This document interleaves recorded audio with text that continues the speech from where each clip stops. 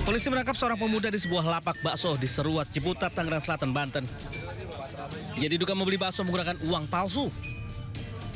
Saat penggeledahan, polisi juga menemukan uang palsu senilai ratusan ribu rupiah dari dalam dompet pelaku. Saat diperiksa polisi, pelaku mengaku mengedarkan uang palsu karena kebutuhan ekonomi. Ia mengedarkan uang itu ke sejumlah pedagang di Tangerang Selatan. Hingga kini polisi masih mengejar pencetak uang palsu yang identitasnya sudah diketahui. Mengingat kondisi uang lembaran 50 tersebut itu luntur kena air. Korban, dalam hal ini pedagang bakso itu tersebut curiga. Kemudian melakukan pengajaran.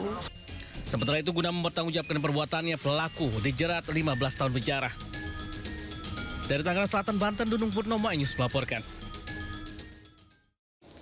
Paket sembako murah yang beredar di lingkungan Kecamatan Tapos, Kota Depok, Jawa Barat berujung kasus hukum. Pasalnya pelaku menggunakan modus tersebut untuk menarik sejumlah warga hingga akhirnya menjadi korban penipuan dan penggelapan. Sehingga 139 warga alami kerugian capai belasan juta rupiah.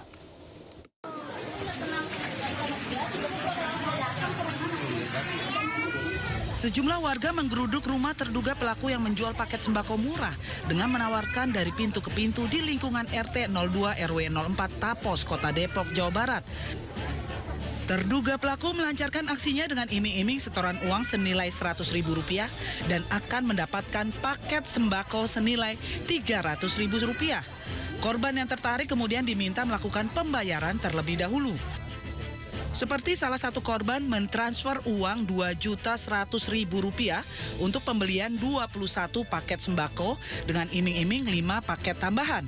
Namun hingga kini puluhan paket sembako tersebut belum pernah diterimanya. Pengurus lingkungan setempat bersama dengan pihak kepolisian langsung berupaya menangkap seorang ibu rumah tangga berusia 43 tahun yang diduga pelaku penipuan tersebut dari amukan para korban. Kerugian para korban pun bervariatif, mulai dari Rp100.000 hingga jutaan rupiah yang ditotal mencapai Rp40 juta. Beras 5 kilo, minyak telur 2 kilo, minyak 2 liter, Indomie 20 bungkus, sama gula, dan gitu ya, sembako ya. Kalau di total itu jumlahnya itu sekitar 300 ribuan. Nah, tapi si ibu ini menjual itu dengan harga 100.000, kan harusnya logisnya itu kan udah nggak masuk akal dari awal tuh deh, 100.000 kok dapatnya sekian banyak. Seharusnya dari ibu yang korban juga harusnya melaporkan ini ada indikasi penipuan atau enggak. Jadi saya juga awalnya nggak tahu. Ketika sudah ramai, terjadilah si ibu ini, korban ini merasa tertipu karena sudah mengeluarkan uangnya begitu banyak gitu kan dari jumlah-jumlah orang yang direkrutnya. Tapi si ibu yang pelaku ini tidak mengeluarkan uangnya atau tidak mengeluarkan sembakonya juga, tidak mendatangkan sembakonya. Menurut informasi, terduga pelaku sempat menjalani proses hukum dengan kasus yang sama. Terduga pelaku bersama sejumlah saksi telah berada di pihak kepolisian untuk menjalani pemeriksaan lebih lanjut. Kini kasusnya tengah ditangani pihak kepolisian dari Polsek Cimanggis. Pemirsa, ratusan warga Kota Blitar, Jawa Timur rela antri berjam-jam untuk mendaftar pasar takjil Ramadan. Bahkan warga juga rela berdesakan demi bisa berjualan selama Ramadan 2026.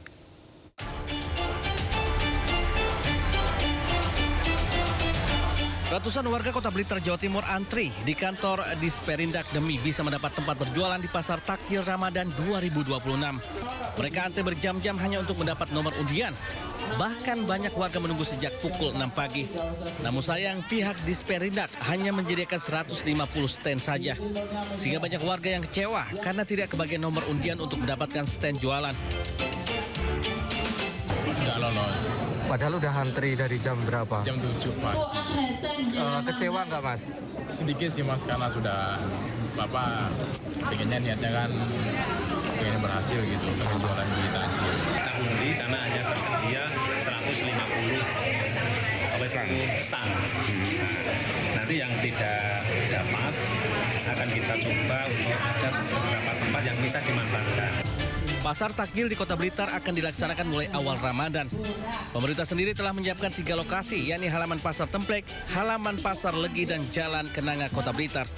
Dari Kota Blitar, Jawa Timur, Yoyo Agusta, News melaporkan. Pemirsa, Ramadan kian dekat, harga cabai rawit di Bandung kian pedas hingga Rp100.000 per kilogram. Sementara harga daging sapi di Aceh naik hingga Rp150.000 per kilogram.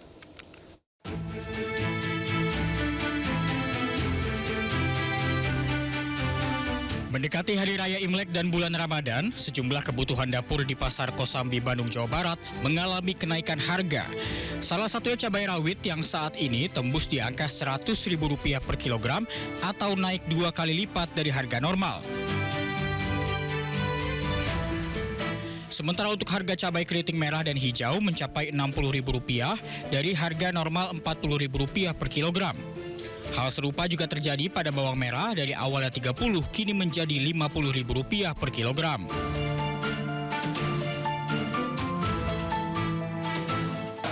Biasanya naik terus biasanya. Ada keluhan dari konsumen nggak sih, Kang?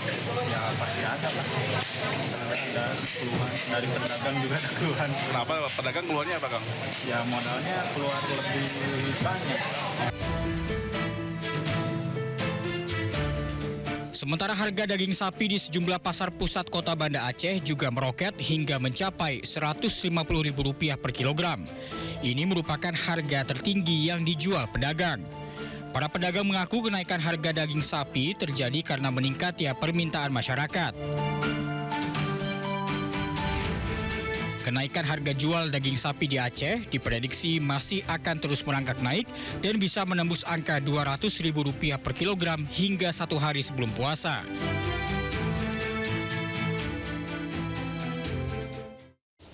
Jelang perayaan Tahun Baru Imlek, Pasar Cikini, Jakarta, pusat kebanjiran pesanan parsel Imlek berisi makanan atau barang pecah belah. Harga parsel dijual bervariasi mulai Rp500.000 hingga Rp3 juta dan berikut laporan Indira Utomo. Perayaan Imlek yang tinggal menghitung hari atau akan jatuh pada tanggal Selasa 17 Februari 2026 kian mendapat sambutan hangat dari masyarakat. Salah satunya adalah dengan memberikan parsel kepada kerabat ataupun sahabat terdekat. Dan saat ini saya sudah berada di kawasan Pasar Cikini, Jakarta Pusat yang memang banyak menjual parsel, salah satunya dialokasikan untuk Hari Raya Imlek. Dan di sini di sebelah saya bisa dilihat ada beberapa contoh parsel. Yang pertama ini isinya gelas dan juga piring kecil, dan kemudian ada juga parsel di sebelahnya yang berisikan makanan ringan. Dan jenis-jenis parsel ini juga dibuat berdasarkan permintaan dari banyaknya masyarakat yang akan merayakan Hari Raya Imlek.